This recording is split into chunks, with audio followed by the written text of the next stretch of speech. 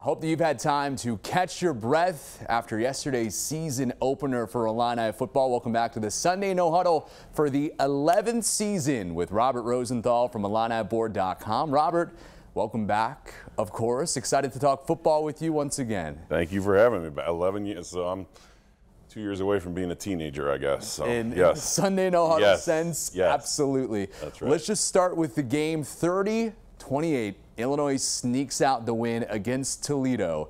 And I think that this is what people maybe were prepping some of the non-college football watchers for, is that the Rockets are a really good program coming off that MAC championship. And last night, I think everyone saw how good they were. And I think it took a different Illinois program to be able to come back in that game and eventually sneak out the win. Yeah, I mean, if you remember, there was a stat back.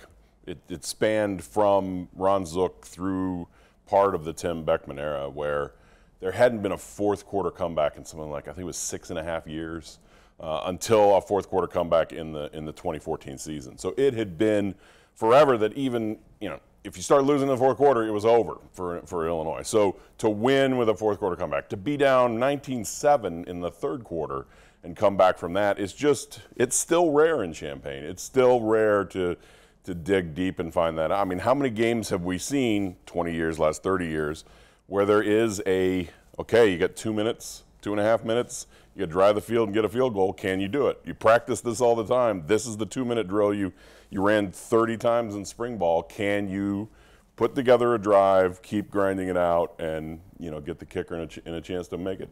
We'll see. It's not happened often, and it happened in this game. All right, let's start at the end and then work backwards, I feel like.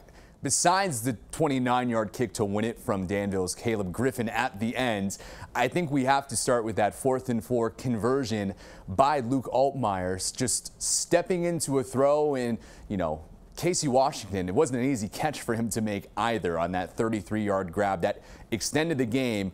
Essentially, that was the end of the game right there. If Illinois doesn't convert, all Toledo needs is 1 first down, and that's it. But Altmyer steps up, takes a hit, and Illinois able to just stave off the end of the game that much longer, and that was the big difference in the end. Yeah, it's amazing to watch a slow-mo of him releasing that pass. If his arm is hit an 1/8 of a second earlier, he's not getting it all the way there to Casey Washington. Incredible throw. Incredible catch with a guy draped all over him. I mean, those are the plays that win college football games. Kind of reminds me, do you remember when Illinois lost to a MAC team in the 2019 season, lost to Eastern Michigan? They had a similar drive. You got to drive down and score or this game is over. They had a similar 4th down. They converted that 4th down. Brandon Peters threw it to Josh Ahmed or Bebe. They picked up the first down, but then it stalled. So what makes this catch so remarkable is that, yes, you get to the 35 you're still going to need, but they got 2 more first downs and set up the chip shot and kept it going. Illinois has maybe made that 4th down conversion before and hasn't pushed it all the way through, and that's what happened last night. Very encouraging sign for, if you can win those close games. Just talking about Altmyer's debut in general now, great day for him, it felt like, as he makes his debut at Memorial Stadium. 211 yards through the air, 2 touchdowns, has 1 interception that he wants back, but he also got it done with his legs, 69 yards on the ground, led all rushers for the Illini.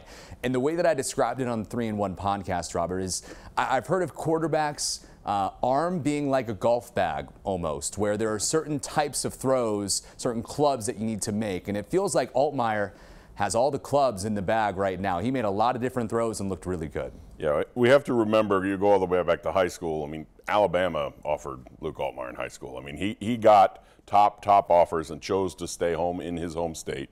Not stay home in his town at Mississippi State because he's from Starkville, but stay home and go to Ole Miss.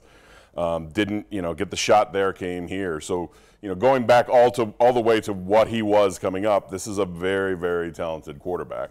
We've seen talented quarterbacks before that when the lights come on, the nerves come up and maybe some of the throws can't be made. And last night was very, very encouraging. And if you think about it, I mean, this is just a sophomore, and he has 3 years to get better. It's been a while since Illinois has had a long staple at quarterback, and I think that's what has fans excited after last night. Let's talk about the defense as well. Miles Scott clearly making the play of the night. As I said, we're kind of working backwards in the game. It's that third quarter pick six where Illinois was down by those two scores, like you mentioned, 19-7.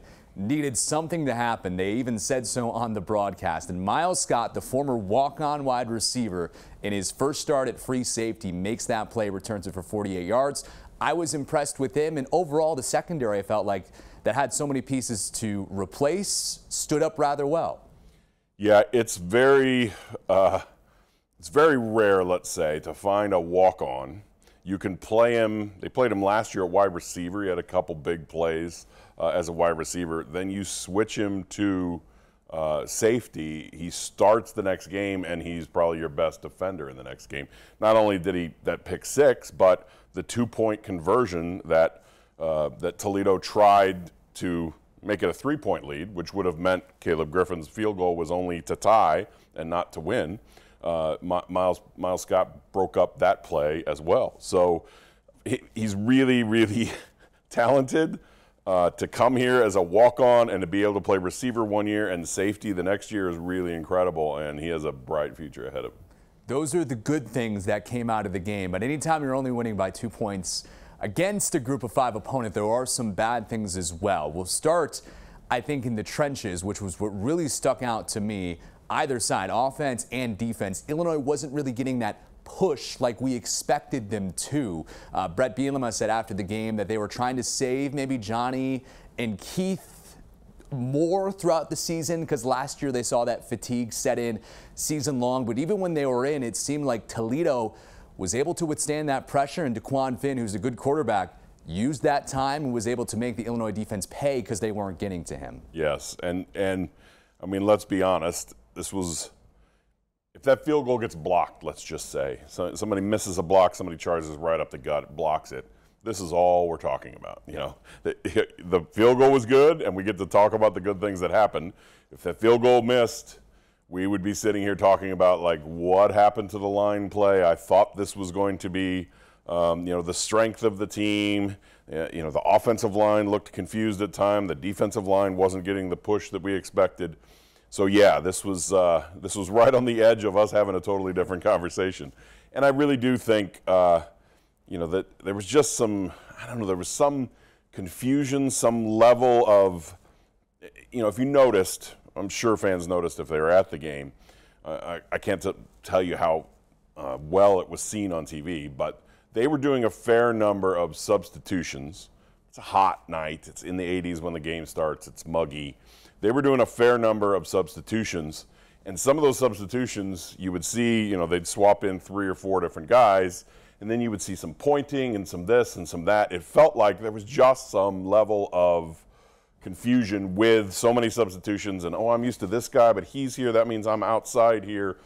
Just seemed to be a little off there, and Toledo took advantage of it. It felt like Toledo was targeting certain things when certain players would come into the game. And so, yeah, it's a lot to clean up. They always say you get the most progress you make is between game 1 and game 2, and they're going to need it because Jalen Daniels looks like he's going to play for Kansas. He's the preseason offensive player of the year in the Big 12. He's really, really talented, more talented than Finn. And if they thought they struggled with this kid last night, then just wait for this weekend. I was going to bring that up as well. With Kansas coming up, short week too. They don't have all 6 days there to practice or to get better. They're going to be going out to Lawrence on Thursday to prepare for that Friday night matchup against the Jayhawks. For you, is that the area that you think needs to improve the most, is that defensive line? Like you said, Daniels is a whole different beast. He didn't get that first game that Kansas played this season as he was sitting out, but like you said, looks like he's going to be back, and everyone knows how talented he is. I would say the number one thing from last night that would need to be fixed, if you will, is maybe the linebacker play. Both, you know, if we refer to the edge guys as outside linebackers, which is they're named in this defense, so it's more or less the defensive end and the 2 interior linebackers. Look, Toledo had that one play where they would basically build this little tiny gap for the tailback to squirt through, and then if he can get through that gap, he's in the clear. They ran that play 10 times and were successful with it. last year you may be expecting Isaac Darkangelo to be standing right there and making that tackle. Obvious adjustment when you go to the next season, but those were some of the things of like, we didn't see that at all last year. Sidney Brown would come flying in out of nowhere, and that's a 1-yard gain and not a 21-yard gain. And so, there are obvious things here of like, okay, coaches are going to look at film. They've, tried a variety of guys last night. We might see different lineups. We might see different combinations. It'll be interesting to see how they adjust game 1 to game 2. It's so good to have football back. We're not just talking about hypothetical football or the practices that we can't see or depth charts or anything like that. We have actual football to react to, and it's so good to be talking about it again. Not a bad turnout at Memorial Stadium last night either. No, really good. Yeah, close to 50,000, which I think was the expectation. The opener last year was 35,000, 33,000, something like that. So you've added 15,000 fans, and expect more. If they can beat Kansas Friday night, you would have to think that the Penn State game makes a push toward a sellout, which would be the first sellout since 2016. Because, again, we'd be having a totally different conversation if that, Casey Washington drops that pass or if the field goal is no good. But they did put together the final drive, and now you're looking at, hey, can this team go to Kansas, get a road victory, and come back here to play Penn State? It's a national TV game. Big Noon Saturday is here. They'll be set up in the Grange Grove doing all that stuff, on national TV broadcast. Can Illinois go into that game 2-0 facing a top 10 Penn State team? And you bring up Grange Grove. It reminded me of Red Grange making his debut again in a promotion in the third. Kind of reminds me of what the Braves do. With the freeze. Yeah, with the freeze. You had a great video of it, and I think Red Grange is pretty fast. I don't think a student's going to beat them all year. That's what I thought. It's like, okay, a free year of Jimmy John's. Who is going to beat this guy for a free year of Jimmy John's? You can pull a student from the track team, and they might not beat this guy. So, yeah, so it's interesting. All right, fun things going on all around the stadium to talk about. Robert, it's good talking with you again. Again, IlliniBoard.com. Robert, hopefully we'll talk again next week. Hopefully have another win to talk about. But like I said, I'm just excited football's back and we can talk again. Yes, it's good. I'm ready to just go watch this game 3 more times and see how these combinations have worked. All right, Robert. Thanks so much. We'll talk again next week. Thanks, Andy.